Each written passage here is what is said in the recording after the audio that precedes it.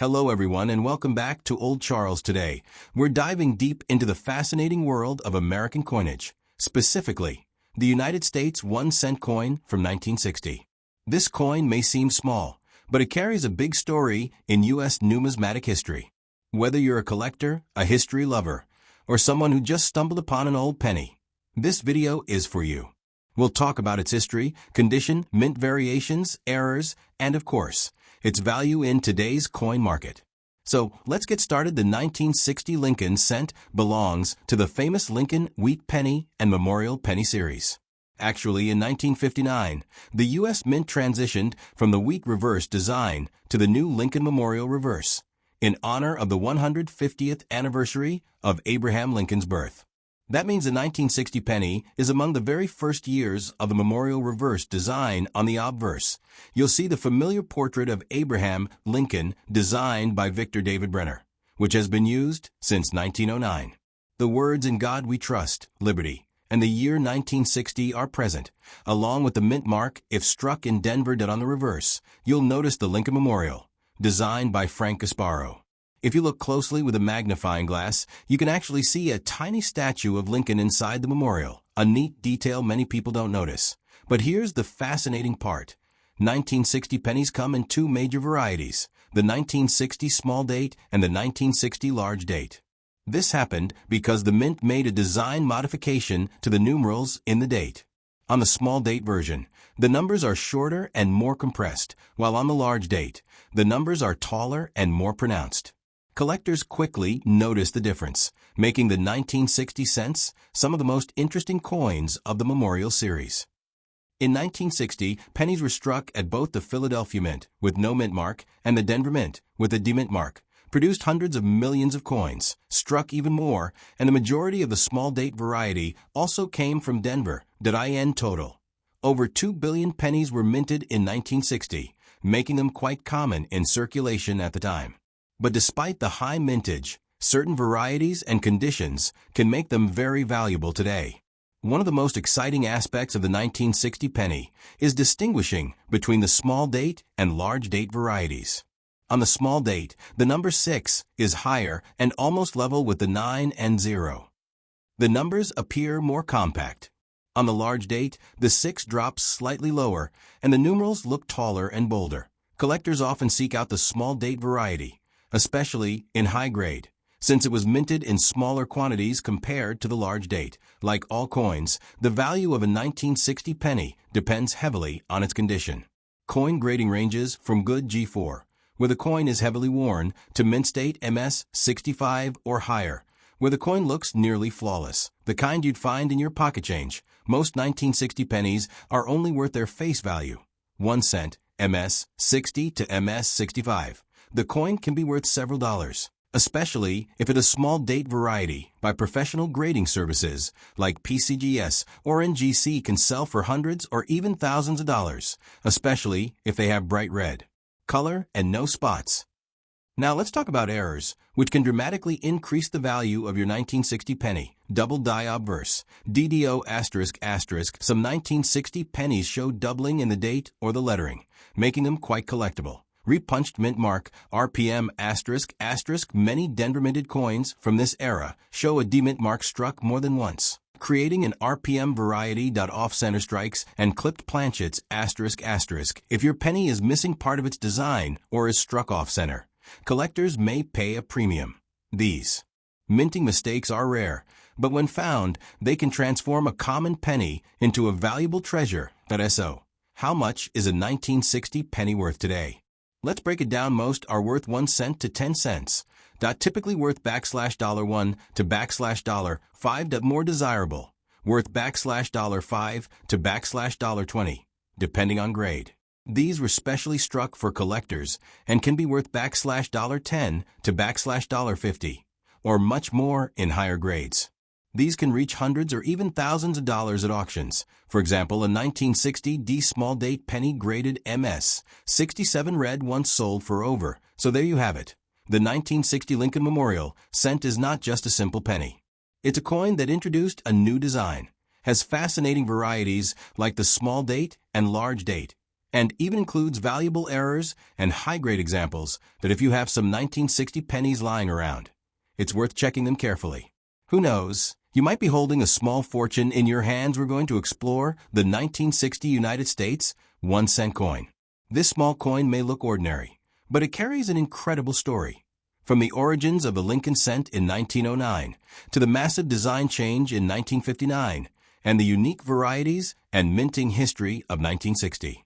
So stay with us, because this is one of the most fascinating chapters in American numismatic history. To truly understand the 1961 cent coin, we first need to step back in time. The United States 1-cent coin, often simply called the penny, has been around since 1793. Over the years, it has gone through many different designs, from the early flowing hair cents to the large cents to the Indian head cents of the late 1800s. Each change reflected the artistic trends, economic needs, and political spirit of the times. By the early 1900s, the Indian head cent, designed by James Longacre, had been in circulation for decades. But in 1909, the U.S. Mint decided to make a historic change. That year marked the 100th anniversary of Abraham Lincoln's birth. President Theodore Roosevelt and Mint officials wanted to honor Lincoln, the nation's 16th president, who had led America through the Civil War and preserved the Union. Thus, in 1909, the Lincoln cent was born, designed by Victor David Brenner. This was revolutionary, because it was the first U.S. coin to feature a real historical person. Until then, most U.S. coins used allegorical figures like Lady Liberty. Brenner's portrait of Lincoln on the obverse was bold and controversial at first, but it quickly became one of the most beloved designs in American coinage. For the reverse, Brenner originally created 2 wheat stalks, the famous wheat ears design. This design lasted from 1909 to 1958, making the wheat penny one of the most collected coins in U.S. history. Now, fast forward to 1959. The United States was preparing to celebrate another Lincoln-related milestone, the 150th anniversary of Lincoln's birth. To honor this, the Mint decided to replace the wheat design with something fresh. Chief engraver Frank Gasparo created the new Lincoln Memorial reverse, which depicted the actual Lincoln Memorial building in Washington, D.C. This design change was more than just cosmetic. It represented modern America, Lincoln not just as a historic figure, but as a permanent national symbol. On the reverse, if you look closely, you can even see a tiny image of Lincoln's statue inside the memorial, making this one of the only U.S. coins to feature the same person on both sides. The first year of this brand new design was 1959, and by 1960, the Lincoln Memorial cent was fully in circulation. But 1960 brought something unexpected, a major variety discovery that would forever make the year famous among collectors. The small date versus large date differences, but here's what happened. The Mint engraved 2 different styles of the date numerals. The small date variety had compact, shorter numbers, while the large date variety used taller, more pronounced digits. These differences might seem minor, but collectors immediately took notice. Ever since, the 1960 cents have held a special place in numismatic history as one of the most studied and collected modern pennies. But it's also important to remember the historical context of the time. The late 1950s and early 1960s were years of great change in the United States, socially, politically, and economically. America was entering the space race, facing Cold War tensions, and experiencing rapid modernization. Even coinage reflected this shift. The Lincoln Memorial reverse design felt modern and patriotic, while still tying back to Lincoln's enduring legacy. At SO, the 1960 penny stands at a crossroads. It bridges the wheat cent era of the early 20th century with the memorial design era of the late 20th century. It's not just a piece of copper, it is a small artifact of American history, minted during a time of innovation, change, and national pride. Now, let's move on to one of the most important aspects of coin collecting: condition. The condition of a coin can turn a common pocket piece into a prized treasure. And when it comes to the 1960 Lincoln Memorial cent, condition plays a huge role in determining value. In numismatics, coins are graded on a universal scale known as the Sheldon scale, which runs from 1 to 70. A grade of 1 means the coin is barely identifiable, extremely worn, and essentially just a piece of metal. A grade of 70 represents a perfect, flawless coin as it left the mint. For the 1960 penny, most coins you'll find in circulation today fall somewhere between good G4 and very fine VF30. But higher grade coins, like those in mint state MS60 to MS67, are far more desirable and valuable. Are pennies that actually spent time in people's pockets, wallets, and cash registers. These will show clear signs of wear. Lincoln's hair details may be flat, the lettering can be weak, and the reverse Lincoln Memorial may look smooth out. In circulated grades, most 1960 cents are worth only face value. 1 cent, also called mint state, are pennies that were never used in commerce. These coins retain their original mint luster, sharp design details, and a brighter appearance. Collectors prize uncirculated coins, and values climb sharply depending on how perfect the coin looks. Another important factor in grading pennies is color. Because the 1961 cent was made of 95% copper and 5% tin and zinc, the surface changes over time. Copper reacts with air and moisture, leading to different color categories. The coin has completely toned to chocolate or dark brown. These are the least valuable, though still collectible in high grades. For example, a 1960 small date cent graded MS65 brown might be worth just a few dollars, while the same coin in MS65 red could sell for $20 or more. Color really matters. Not all coins are struck equally well.